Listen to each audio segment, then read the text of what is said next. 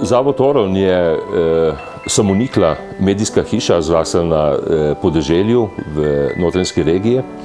Od samega začetka so izjemno dobro razvijali obe smeri, to se pravi obveščanje in neformalne oblike izobraževanja. Vitra z njimi od samega začetka zelo dobro sodeluje in prepričan sem, da je nagrada prišla v prave roke.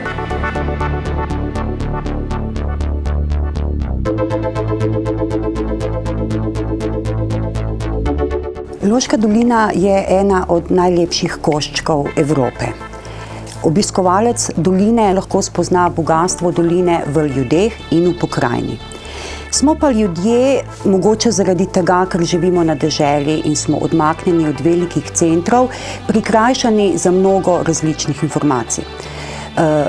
Center naše občine, Loške doline Stari Trg, ima samo osnovno šolo, zato smo pred 10 leti ustanovili lokalno televizijo v povezavi z razvodom kabelskega sistema v našem kraju, s katero smo želeli našim občanom posredovati mnoga znanja, mnoge informacije, ki jim prej niso bile tako enostavno dostopne.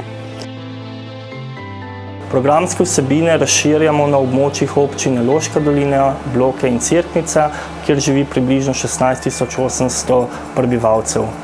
Pred pol leta smo se razširili tudi na omrežje T2, kar pomeni, da smo vidni po celi Sloveniji.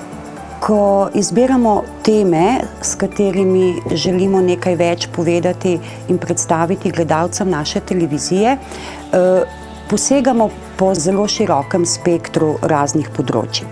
V teh zadnjih 10 letih smo ne samo predstavljali domača društva na področju kulture, športa, izobraževanja in še česa, predstavljali seveda osnovno šolo, predstavljali kmetijsko zadrugo in jim s tem pokazali, kako izboljšati delo na kmetiji, recimo.